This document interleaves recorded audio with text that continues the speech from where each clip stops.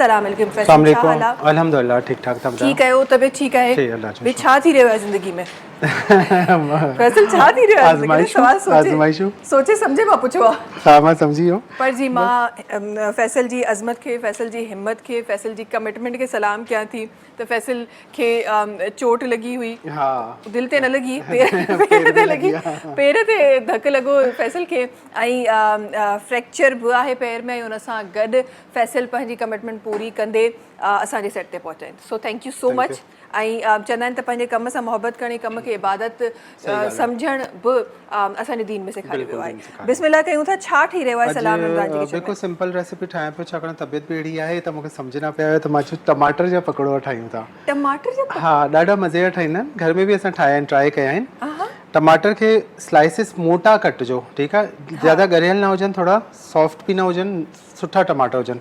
हिन खे रिंग में तव्हां कटे वठंदो। बेसण खे नॉर्मल असां बीट कंदासीं, 1 खां 1.5 कप हिन में विझंदासीं 1 चांहि जो चमचो अछो ज़ीरो, चाट मसालो 1 टेबल स्पून थोरो वधीक विझंदासीं ताकी चटपटो थिए, ॻाढ़ा मिर्च 1 चांहि जो चमचो, थोरो लूणु 1 चांहि जो चमचो। ही बैटर ठाहिजो। हिन में तव्हांखे हो न आहे मिलाइणो, सोडा वग़ैरह कुझु बि। अच्छा, हाँ, जस्ट हिनजी कोटिंग करणी आहे त बसि हिनजी सोडा न आहे मिलाइणो। ही बेसण असांजो तयारु थी वियो। ऐं हिते टमाटर 4-5 खणी वठिजो, ट्राई ज़रूरु कजो, ॾाढी मज़े जी रेसिपी आहे। टमाटर जा स्लाइस विछाए छॾिया। हिन जे मथां तव्हां हल्दी पाउडर हैड हिन तरीक़े सां थोरो थोरो विझंदो। ही ॾाढा ज़बरदस्त ठहंदा आहिनि, बिल्कुलु डिफरेंट हिकिड़ी रेसिपी आहे। अक्सर माण्हू सोचे हैरान थींदो आहे टमाटर जा पकोड़ा। हाँ, अॼु उहे वाकई में असां ॾिसंदासीं। ऐं उहे ठही रहिया आहिनि तलो कुकिंग ऑयल में। तलो कुकिंग ऑयल जेको लाइट वेटेड ऑयल आहे, ऐं उन में मौजूदु ओमेगा 3 आहे, ऐं ॿियो छा छा मौजूदु आहे? ओमेगा 6 ऐं ओमेगा 3 जेका मौजूदु आहे। टलो बनास्पति बि मार्केट में अवेलेबल आहे, ऐं ॾाढो ज़बरदस्त तरीक़े सां हीअ असांजे घरनि में इस्तेमालु थी रहियो आहे। ऐं चयो वेंदो आहे त जी अम्मा तलो में पकाओ हमें सेहतमंद बनाओ। ठीकु आहे। ॻाढ़ा मिर्च विझी छॾिया जे मथां, कुटियल ॻाढ़ा मिर्च, थोरो सो हल्दी पाउडर, लूणु हस्बे ज़रूरत, बसि लाइट लाइट ताकि जीअं त फ्लेवर अचे टमाटर में। मूंखे टमाटा वणे रहिया आहिनि फैसल। अच्छा, माण्हुनि खे मां ॾिठो आहे कच्चा टमाटा बि बड़े ॾाढो मज़े सां खाईंदा आहिनि। तव्हां खाईंदा आहियो? हाँ, लूणु लॻाई ॾाढो मज़े। मुंहिंजे त किथे न प्लेट में को पकल टमाटो बि अची वञे त हुनखे स्पून सां कटी बिल्कुलु बि न। अच्छा, आख़िर में चाट मसालो इन तरीक़े सां कोटिंग करणी है ताकि चटपटा थियनि। चाट मसालो, कुटी लाल मिर्च, हल्दी पाउडर, लूणु हस्बे ज़रूरत, बसि पंहिंजे हिसाब सां सेट कजो जेतिरो तव्हांखे चटपटो करिणो। हल्को सो हिनखे टैपिंग कंदो हिन तरीक़े सां ताकि ही हिन मथां लॻी वञे मसालो। हाणे जेको ही बैटर आहे, हे खयों हथ में, टमाटे जो स्लाइस खयों, हिनखे हीअं कोट कयो जीअं असां बैंगन वग़ैरह सावा मिर्च कंदा आहियूं, बसि हिन तरीक़े सां हिनखे ऑयल मीडियम फ्लेम ते तव्हां गरम कयो ऐं डीप फ्राई कंदा हलियो वियो हे तलियो कुकिंग ऑयल में। बसि फ्राई थींदा वेंदा। ऐं तमामु बहितरीनु हिन तरीक़े जा ही टमाटर वारा पकोड़ा ट्राई कजो। सॉफ्ट, अंदरां खां जूसी, चटपटा, ऐं मथां खां कोटिंग हूंदी आहे ॾाढी ज़बरदस्त। पाणी न हुजे बसि टमाटर में, हिन शइ जो ख़्यालु रखिजो। ठीकु आहे। ऐं जी हिन सां गॾोगॾु जेकॾहिं तव्हां पंहिंजे खाधनि में चटपटो मसालो चाहियो था त जी तव्हां इस्तेमालु करे सघो था फलक बनास्पति जा मसाला। फलक बनास्पति जो चाट मसालो, उनजो बिरयानी, दही पड़ा, खोड़ सारियूं शयूं जेके आहिनि उहे मार्केट में अवेलेबल आहिनि। फलक एक्सट्रीम राइस बि मार्केट में अवेलेबल आहिनि। फलक एक्सट्रीम राइस जेके उहे राइस आहिनि जेको वॾो चांवर आहे, specially it is made for biryani rice. त जेके जंहिं घर में बिरयानी घणी ठहंदी आहे उहे फलक एक्सट्रीम राइस बि इस्तेमालु करे सघनि था, ऐं हुन में फलक जो बिरयानी मसालो बि इस्तेमालु करे सघनि था। ऐं फलक वारा चवनि था कि 1 कप अगरि कचो चांवर आहे तव्हांखे बॉइल कंदव त हू 5 कप ताईं ठही थो वञे। 5 कप ताईं थी वेंदो। यस, हे असांजा टमाटर थी विया कोट ऐं हिनमें फ्राई थियनि पिया। हिन खां पोइ असां ठाहियूं था ड्रिंक जामे शीरी जी। ओके, असांजो कलर ईंदो ऐं ही कढी वठिजो।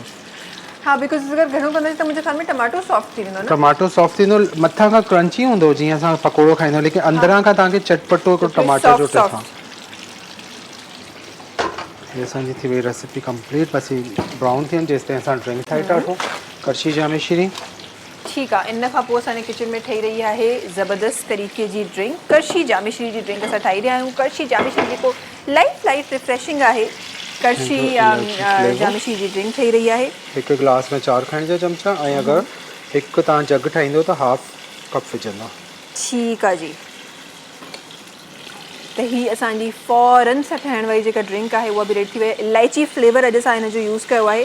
इलायची में चवंदा थधी आहे, थधी हूंदी आहे। हाँ जी, जी तासीर थधी हूंदी आहे, हाज़मो सुठो हिन सां रहंदो आहे। ऐं खीर में विझी ख़ासि कर जीअं एसिडिटी वग़ैरह तव्हांखे आहे त पोइ तव्हां ज़रूरु पीअंदा कयो। हाणे हे ॾिसो असांजा सही टमाटर जा पकोड़ा तयार थियनि पिया। मां इनखे छॾे वरितो, बसि इनजो कलर अचे पियो, इनखे कढी वठंदासीं। ॾाढा मज़े जा ठहंदा आहिनि। तव्हां त ख़ैर एलर्जी आहे टमाटर खां। मां त बिल्कुलु उन्हनि खे टेस्ट करण वारी न आहियां। अच्छा, सॉरी, उहो बिल्कुलु सैलेड में बि न खाईंदा आहियो? बिल्कुल भी न, अच्छा, बिल्कुल भी न। Not छाजी at करे all. वजह?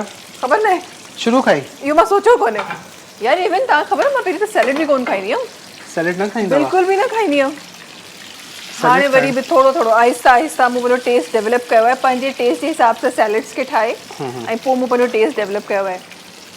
ज़बरदस्त तरीक़े जा जेके असांजा पकौड़ा आहिनि उहे रेडी थी विया आहिनि। अंदरां खां ई बिल्कुलु सॉफ्ट हूंदा ऐं मथां खां ई क्रिस्पी हूंदा। हिकिड़ी ॻाल्हि आहे त टमाटा ऐड करण खां पोइ शेप केॾो ज़बरदस्त ठहियो आहे। हा, गोल बिल्कुलु।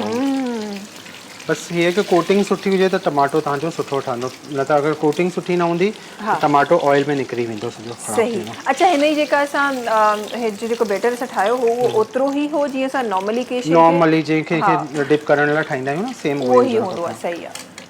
बसि टमाटरनि खे कोटिंग सुठी कजो, अंदरां खां चटपटी कजो, मथां खां चाट मसालो ज़रूरु विझिजो, हिन खां थोरो सही। चाट मसालो ऐड थी रहियो आहे फलक जो। फलक जी हिकु रेंज आहे जेका मार्केट में अवेलेबल आहे। बिरयानी मसालो आहे, पकौड़ा आहिनि, राइस आहिनि, पिंक सॉल्ट आहे फलक जो जेको मार्केट में अवेलेबल आहे, फलक राइस, बासमती राइस, फलक एक्सट्रीम बासमती राइस, ॾाढा ज़बरदस्त राइस आहिनि जेके मार्केट में अवेलेबल आहिनि। गॾोगॾु जी असां सभिनी दस्तरखाननि ते सजंदो आहे टपाल मेज़बान। टपाल मेज़बान प्रीमियम डस्टी जेके तव्हांजे ऐं मुंहिंजे घरनि में हमेशह हूंदी आहे, ऐं चाहे उहो सहर जो दस्तरखान हुजे या अफ्तार जो दस्तरखान हुजे, टपाल मेज़बान सिंध जी शान, सिंध जी नंबर 1 चाहे सजंदी आहे सभिनी दस्तरखाननि ते। Thank you so much Faisal असां गॾु हुजण जे लाइ। अलाह तव्हांखे जल्दी शिफ़ा अता फ़रमाए, जल्दी सां तव्हांखे सही करे, ताकी तव्हां ज़बरदस्त रेसिपीज़ ईअं ई हमेशह असां सभिनी जे लाइ ठाहींदा रहो। सब्सक्राइब कयो असांजो official YouTube channel Sindh TV HD Islamic, ऐं वधीक अपडेट लाइ बेल आइकन खे क्लिक करियो।